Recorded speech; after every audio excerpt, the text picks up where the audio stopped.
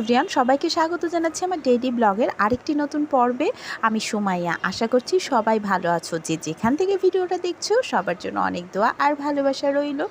গতকাল বিকাল 4টা থেকে ভিডিওটা স্টার্ট করছি। গতকাল বিকাল 4টার সময় আমরা রেডি হয়ে সমস্ত কিছু গুছিয়ে বাড়ি থেকে বেরিয়ে পড়েছি। এই যাত্রার ঈদের সফর এই গ্রামের বাড়িতে এইখানেই শেষ করছি।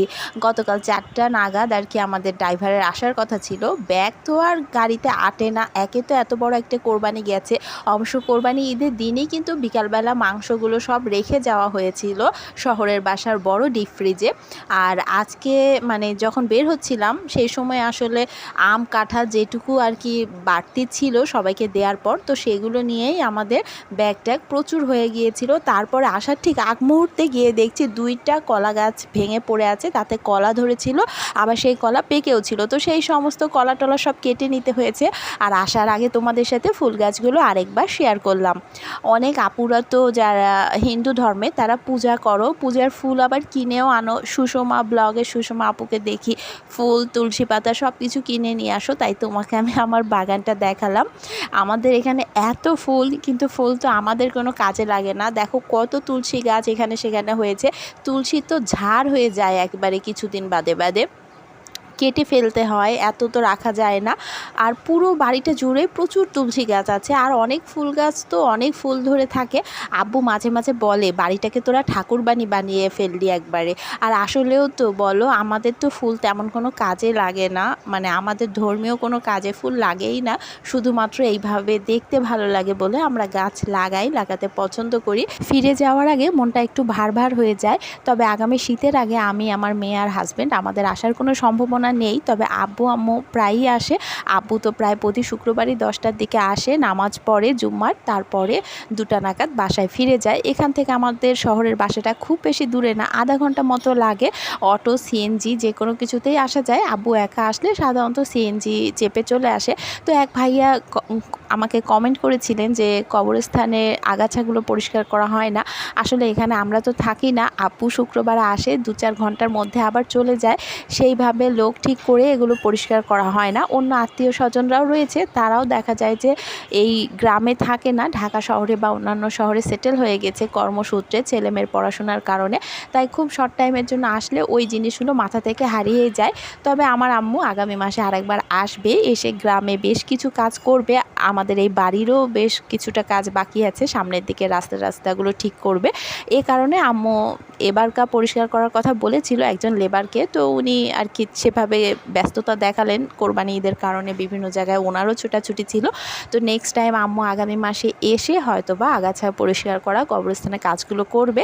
দেখা যায় যে বছরে 2-1 বার আম্মুই যতটুকু ক্লিন করায়। আর এখানে বেশিরভাগ সময় এই কবরস্থান সহ এই রাস্তার আশেপাশে অংশগুলো পানিতেই ডুবে থাকে, আর যার কারণে কিন্তু আগাছাও বেশি হয়, ঘাসও প্রচুর হয়, মানে জঙ্গলই বেশি হয়ে যায়। আর পানিতে ডুবে থাকলে ওই জায়গায় তো আর নামা যায় না, পানি শুকিয়ে যাওয়ার পর দেখা যায় যে আগাছা গজিয়ে যায়, আর তখন হয়তো বা আমরা আসিও না, আসতেও পারি না। আগে প্রচুর পানি হতো, আগে দেখা যেত যে বছরে 6 মাস 8 মাস বাড়ির চারদিকে পানি থাকতো। ইদানিংকালে তো উন্নত বাঁধ ব্যবস্থার কারণে, মানে যমুনা নদীতে বেশ কয়েকটা বাঁধ দেওয়া হয়েছে, তারপরে আর সেইভাবে পানিতে তলিয়ে যায় না। না হলে একটা সময় কিন্তু প্রচুর পানিবন্দী হয়েই জীবনযাপন করতো মানুষ বেশিরভাগ সময়। আর এই যে বড় রাস্তাটা দেখা যাচ্ছে, এই রাস্তাটা কিন্তু উত্তরবঙ্গের সাথে ঢাকাকে কানেক্ট করে রেখেছে। এই রোডটা সোজা গিয়ে মিলে গেছে যমুনা সেতুর সাথে। এরপর যমুনা সেতু দিয়ে এই রোড ধরে ক্রস করে চলে যায় দূরপাল্লার বাসগুলো উত্তরাঞ্চলে, অর্থাৎ ঢাকা টু রাজশাহী। আর এই দেখো পৌঁছে গেছি বাবার বাসায়। আর তারপরে তো বাড়িঘর খুব অপরিষ্কার হয়ে রয়েছে। আম্মু মোটামুটি 1 মাস গ্রামের বাড়িতে ছিল, এখন ঘরদোর গোছাতে হবে। আর আম কাঁঠাল এই পরিমাণেই রয়েছে বাসায়, সবাইকে দেওয়ার পর এগুলো এখন যাবে রাজশাহীতে। আমার ছোটো বোনের শ্বশুর বাড়িতে কিছু নিয়ে যাব, আমি কিছু নিয়ে যাব। আর এখানে খাসির তেলটা আমরা ডালডা বানানোর চেষ্টা করছি আর কি, দেখা যাক। খাসি থেকে সমস্ত তেলটাই আলাদা করে নিয়েছি, মাংসের সাথে আর তেল রাখিনি, কারণ তেলটা খুব ঝামেলা করে। এই জন্য এই তেলটা এখন জাল দিয়ে ভাবছি লিকুইড ফর্মে কনভার্ট করে নিব, এরপর এটাকে ডালডার মতোই সিস্টেমে আর কি পরোটাতে ব্যবহার করব মাঝে মধ্যে। আর এতে আমি এলাচ দিয়েছি, সাদা এলাচ, তেজপাতা, দারুচিনি এগুলো দিয়ে দিয়েছি। তবে ফুটিয়ে যখন তেলটা বেরিয়ে এসছে না, তখন ওই গরম মশলাগুলো অ্যাড করে দিয়েছি। তারপরে আজকে তো বাড়িতে অনেক কাজ ছিল, তাই সেভাবে খাওয়া দাওয়া কিছু ভিডিও করে তোমাদের সাথে শেয়ার করলাম না। আর গতকাল রাত থেকে আমি সবার ভিডিওগুলো ওয়াচ করে দিয়েছি, কারো 5টা 7টা 10টা, কারো বা 2টা, যার যতগুলো বাদ পড়েছিল গত এক সপ্তাহে সমস্ত ভিডিও দেখে দিয়েছি। তোমরা হয়তো বিশ্বাস করবে না, গতকাল রাত 10টা 11টা থেকে ভিডিও দেখা শুরু করেছি। একটু করে ঝিমুনি এসেছিল আমার, তারপরও আমি কিন্তু ঘুমের ফাঁকে ফাঁকে তোমাদের সবার ভিডিও এখন অবধি ওয়াচ করে চলছি। তো আমার মনে হয় কাছের বন্ধুদের সবারই আমি ওয়াচ করে দিয়েছি। এখন যারা একটু দূরের বন্ধু 1টা 2টা কমেন্ট করে গেছে, তাদেরকে তো একটু খুঁজে খুঁজে দিতে হবে সময়টা, তো দেখি চেষ্টা করব। আর এখানে ভুঁড়িগুলো রয়েছে, এগুলো প্রসেসিং করা বাকি, এগুলো কিছুটা প্রসেসিং করে আম্মু আমাকে রান্না করেই দেবে, কারণ আমি তো অত ভালো রান্না টান্না এগুলো করতে পারি না।